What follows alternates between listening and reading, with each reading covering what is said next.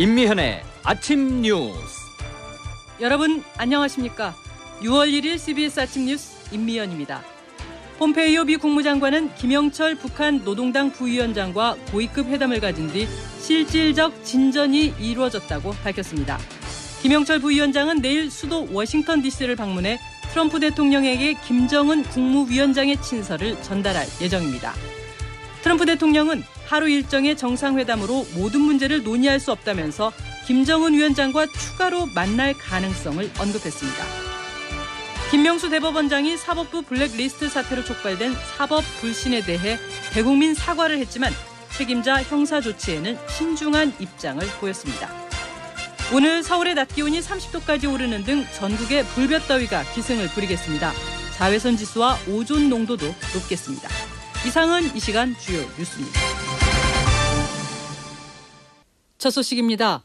미국 뉴욕에서 열린 북미 고위급 회담이 우리 시간으로 오늘 새벽 종료됐습니다. 마이크 폼페이오 미 국무장관은 회담에 실질적 진전이 있었다라고 말을 했고요. 이를 반영하듯 김영철 북한 노동당 부위원장은 내일 트럼프 대통령을 직접 면담하고 김정은 국무위원장의 친서를 전달할 예정입니다. 북미 고위급 회담의 자세한 소식 워싱턴 연결해서 알아보겠습니다. 장규석 특파원. 네, 워싱턴입니다. 이번 회담이 18년 만에 미국에서 열린 고위급 회담이죠. 분위기상 마무리가 잘 된 것 같은데 어떻습니까? 네, 마이크 폼페이오 미 국무장관과 김영철 북한 노동당 부위원장 겸 통일전선부 부장이 미국 뉴욕에서 고위급 회담을 가진 시각이 이곳 시간으로 오전 9시, 우리 시간으로는 어젯밤 10시쯤이었는데요. 그 회담은 우리 시간으로 오늘 새벽 0시 30분쯤 종료됐습니다. 2시간 30분 정도 진행됐고요. 사실 마이크 폼페이오 국무장관이 고위급 회담을 마치고 기자회견을 하기로 한 시각이 우리 시간으로 오늘 새벽 3시 15분, 미국 시간으로는 오후 2시 15분이었습니다. 미국 측에서는 적어도 점심시간을 넘기지 않겠냐 이렇게 생각한 것 같은데요. 예상보다 매우 빨리 그렇게 회담이 끝난 걸로 보입니다. 네, 비핵화와 체제 보장 이게 바로 핵심 의제였는데 회담을 했던 폼페이오 장관이 실질적 진전이 있었다 이렇게 말을 했지 않습니까? 네, 그렇습니다. 회담이 예상보다 일찍 끝났다. 이거는 어떻게 보면 북미 양측이 그렇게 큰 이견이 없었다 이렇게 해석할 수도 있는데요. 네. 실제로 폼페이오 장관은 회담 이후에 가진 기자회견에서 지난 72시간 동안 실질적으로 진전을 이뤘다 이렇게 말했습니다. 이 부분 한번 직접 들어보겠습니다. 지난 72시간 동안 진정한 진전을 이뤘습니다. 두 정상이 만나 좋은 결과가 나올 수 있게 조건을 정하는 것에 진전을 이뤘다고 할 수 있습니다. 네, 폼페이오 장관이 72시간이다 이렇게 표현한 것은 이틀 전부터 진행된 북미 고위급 회담에 더해서 판문점과 싱가포르에서 진행 중인 북미 회담을 모두 묶어서 전반적으로 얘기가 잘 됐다 이렇게 말하는 걸로 보입니다. 그리고 말씀하신 대로 이번 회담의 핵심 의제는 북한의 비핵화 그리고 그 대가로 북한의 체제 보장 방안을 제시하는 건데요. 폼페이오 장관은 회담이 잘 됐다 이렇게 얘기하면서도 구체적인 내용에 대해서는 결국 북미 정상이 만나서 해결해야 될 문제다. 특히 김정은 위원장의 대담한 지도력이 필요하다 이렇게 얘기하면서 좀 말을 아끼는 모습을 보였습니다. 네. 정상회담으로 가는 무대가 이제 세팅이 다 됐다. 그러니까 이제 트럼프 대통령과 김정은 위원장이 담판을 해서 어떤 결과를 내놓는지 한번 지켜보자. 이런 분위기가 좀 있겠습니다. 네, 어쨌든 회담이 잘 진행됐다는 것을 반영한 것으로 그렇게 보이는데요.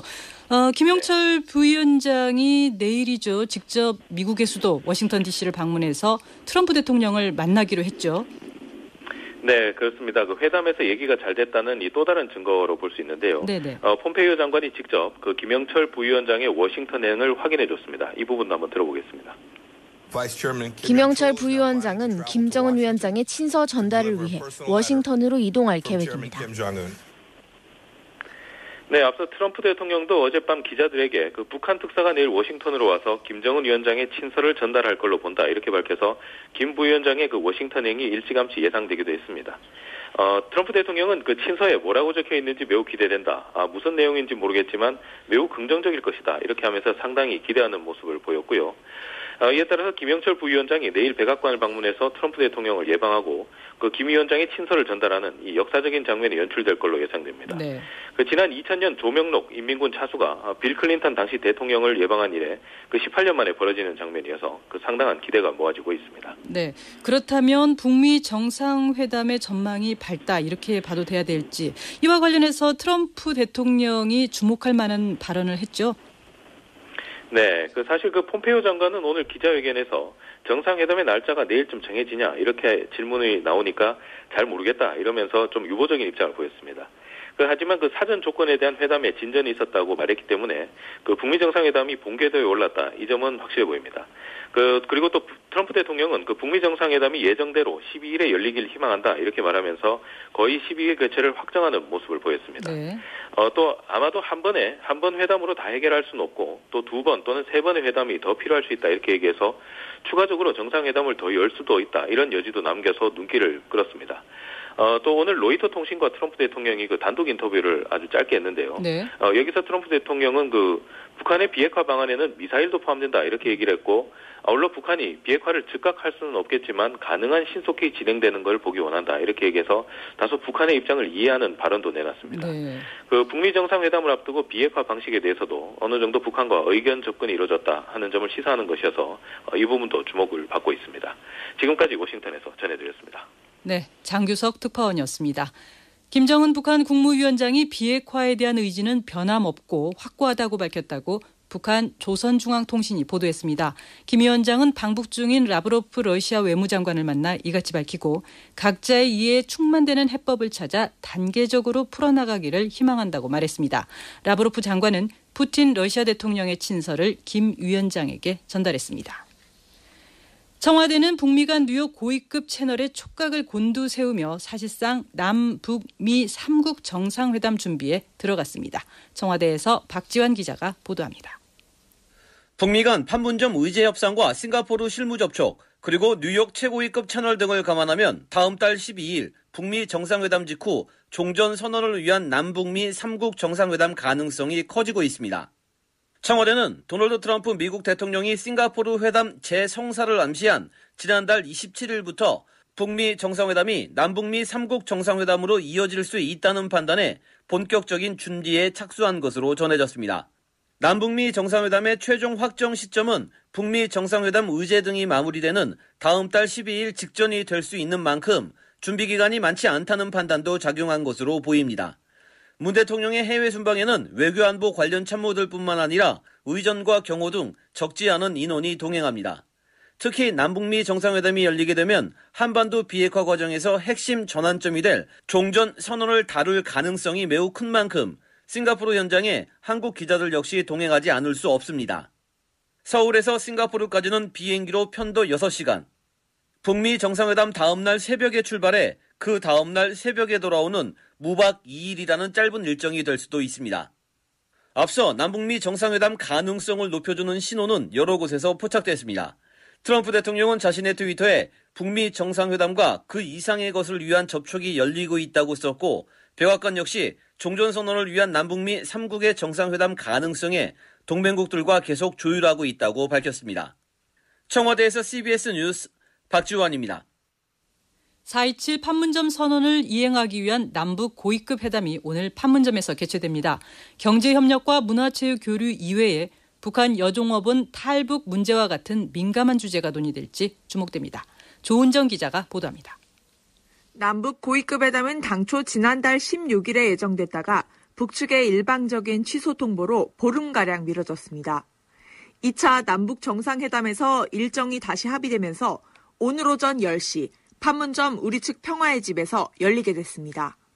남북관계의 굳건함을 재확인함과 동시에 이산가족 상봉, 6.15 공동행사 등 시급한 현안을 논의하기 위해 마련된 자리입니다.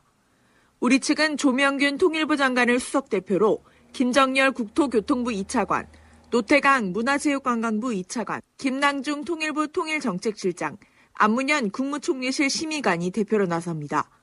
북측은 리성권 조국평화통일위원회 위원장을 단장으로 김윤혁 철도성 부상, 원기루 체육성 부상, 박용일 조평동 부위원장, 박명철 민주경제협력위원회 부위원장이 회담장에 나옵니다. 이번 회담에서 양측은 8.15 이산가족 상봉을 위한 적십자 회담과 8월 아시안게임 공동 진출을 위한 체육회담, 또 장성급 회담 일정 등을 잡을 것으로 보입니다. 당장 2주 뒤에 치러지는 6.15 남북 공동행사의 장소와 방식 등의 논의도 있을 예정입니다. 남북 철도 및 도로 연결, 산림 산업 협력 등 경제 협력 부분도 비중 있게 다뤄질 것으로 보입니다. 결론을 내기 힘든 민감한 주제가 나올지도 관심입니다. 북한 여정업원 기획 탈북 의혹에 대해 북측이 최근에도 여정업원들의 송환을 요구한 만큼 이 문제를 이번 회담에서 언급할지 주목됩니다. 다만 이번 회담은 진전된 남북관계를 국제사회에 각인시키는 의도도 있기 때문에 양측 간의 민감한 논쟁은 피할 것이라는 전망도 나옵니다.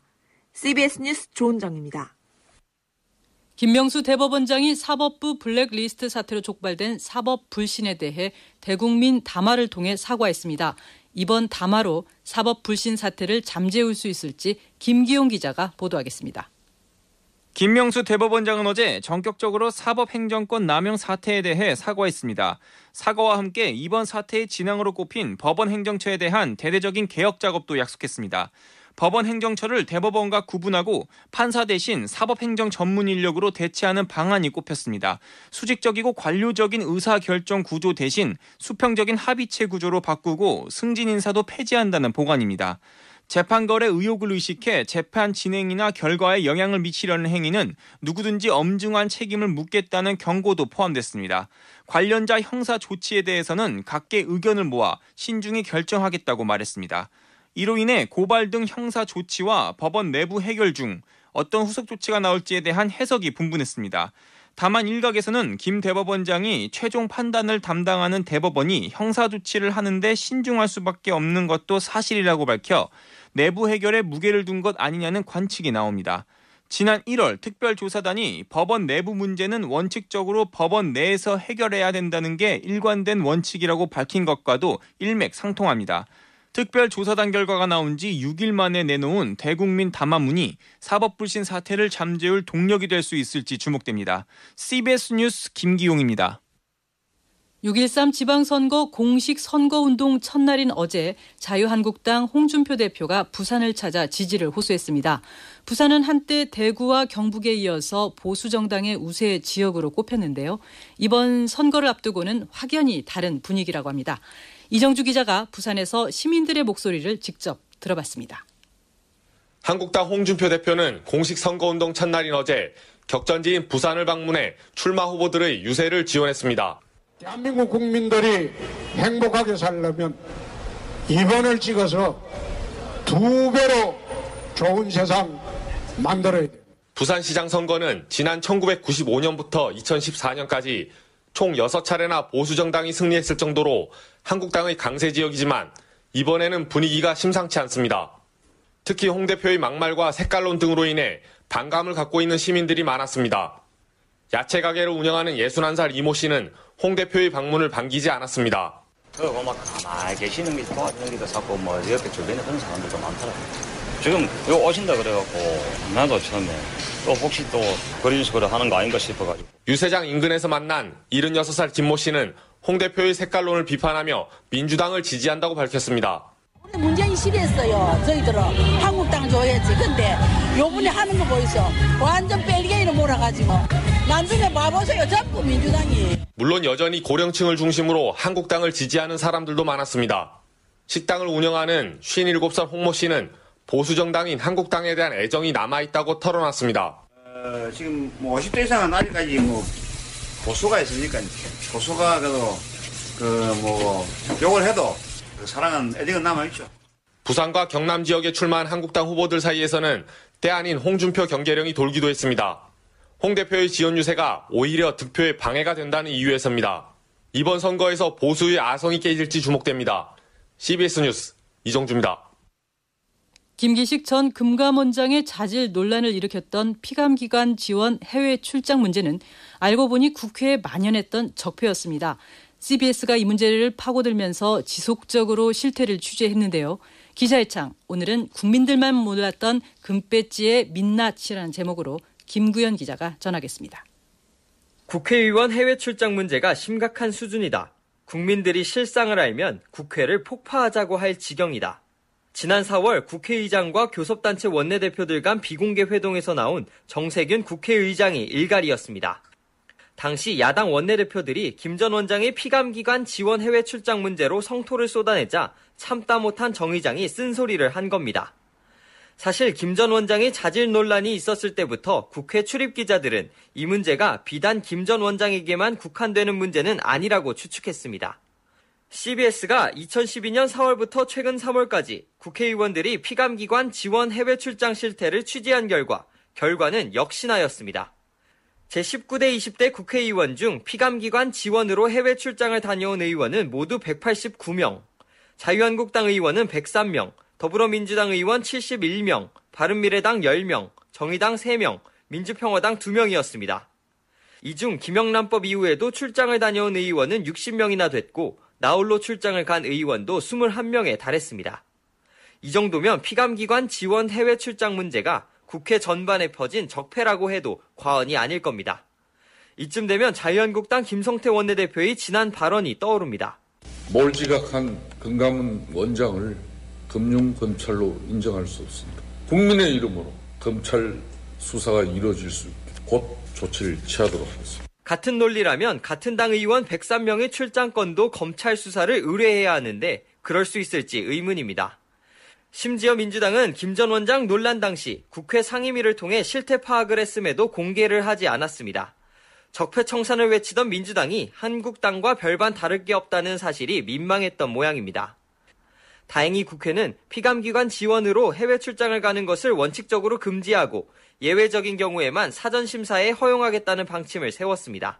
여야 모두 그 밥에 그 나물이라는 단면을 보여준 국회의원 해외 출장 악습의 고리를 단호하게 끊어야 할 때입니다. 기자의 창 김구현입니다.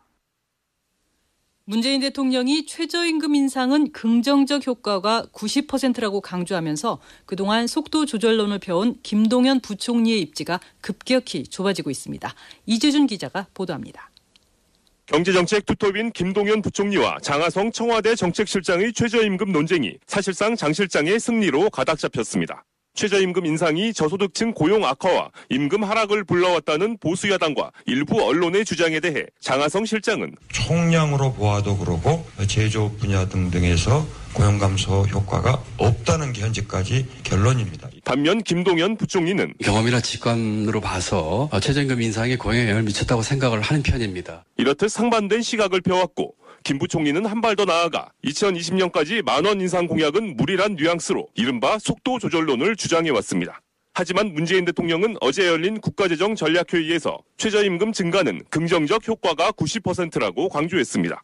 고용 근로자 임금이 모두 늘었고 가구 소득도 많이 는 것은 소득주도 성장, 즉 최저임금 인상의 큰 성과인데도 정부가 제대로 대응을 못하고 있다는 질타까지 나왔습니다.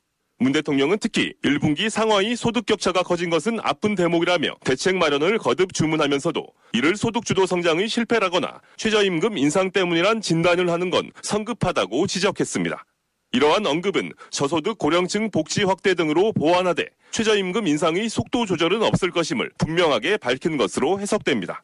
문 대통령은 또 혁신성장의 뚜렷한 성과와 비전이 안 보인다는 평가를 언급하면서 혁신성장에 대해선 김 부총리를 중심으로 분발해달라고 주문했습니다. 역으로 혁신성장을 제외한 경제정책 전반의 주도권이 청와대로 옮겨갈 것임을 보여주는 대목입니다. CBS 뉴스 이재준입니다.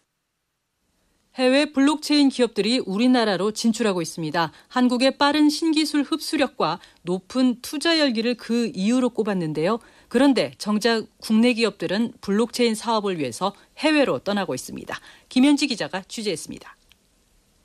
동남아 최대 데이팅 기업 런치 액츄얼리 그룹은 블록체인과 인공지능을 결합한 데이팅 서비스 바이올라 AI 한국 출시를 선언했습니다.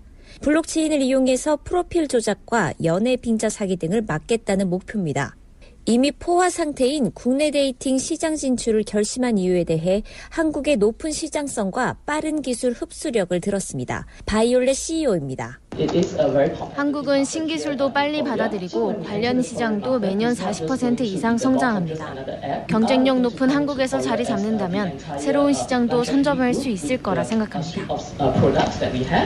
소셜미디어 업체 스티밋과 싱가포르에 본사를 둔 스타트업 iOS 역시 차세대 블록체인 플랫폼을 앞세워 국내 출시를 알렸습니다. 하지만 네이버와 카카오를 비롯한 국내 기업들은 블록체인과 가상화폐 사업을 위해 해외로 떠나고 있습니다. 정부의 ICO 전면 금지 조치가 국내 블록체인 기업을 해외로 내쫓는 결과를 초래했다는 분석입니다. 사기 위험이 높고 소비자 피해 증가 등의 부작용을 우려했다는 정부의 의도와는 달리 모호한 규제가 결국 국내 블록체인 기술 발전만 막고 있다는 목소리가 커지고 있습니다. CBS 뉴스 김현지입니다. 다음은 간추린 소식을 이명희 아나운서가 전해드리겠습니다. 미국 정부가 유럽연합과 캐나다, 멕시코에서 수입하는 철강과 알루미늄 제품에 고율의 관세를 부과하기로 했습니다. 윌버 로스 미 상무장관은 동부 시간으로 다음 날 0시를 기해 이들 나라 철강 제품의 25%, 알루미늄 제품의 10%의 관세 부과 조치가 발효된다고 밝혔습니다. 삼성바이오로직스의 회계처리 위반을 심사하는 감리위원회가 끝나 공의 의결기구인 증권선물위원회로 넘어갔습니다. 감리위원들은 이번 사안을 두고 의견차를 보였고 3번에 걸친 회의에도 다른 의견을 하나로 좁히지 못한 것으로 알려졌습니다. 운전기사와 경비원 등을 상대로 갑질을 했다는 의혹을 받는 조양호 한진그룹 회장의 아내 이명희 이루재단 이사장에 대해 구속영장이 청구됐습니다. 이 이사장의 구속 전 피의자 신문은 다음 주 초쯤 서울중앙지법원에서 열릴 전망입니다. 한화 대전사업장 폭발 사고의 일부 사망자의 장례식이 내일 회사장으로 치러집니다. 회사장은 피해 근로자들이 일했던 대전 유성구 한화 대전사업장에서 진행됩니다. 광주지검은 어제 회사 돈을 빼돌린 혐의로 세화 IMC 유모 전 부회장 등 전 경영진 2명에 대해 구속영장을 청구했습니다. 이들은 2011년부터 6년간 하청업체와의 거래금, 근무하는 직원 수를 부풀리는 방법 등으로 약 300억 원의 회사 돈을 횡령한 혐의를 받고 있습니다. 지난해 고용 형태를 두고 노사 간의 대립을 겪었던 파리바게트 제빵기사들이 밀린 연장 근로수당 수십억 원을 받을 수 있게 됐습니다. 파리바게트 본사와 가맹점주의 합작사인 PB파트너스는 최근 소속 제빵기사 7천여 명에게 미지급 연장 근로수당 지급을 결정하고 이런 내용을 내부 게시판을 통해 공지했습니다.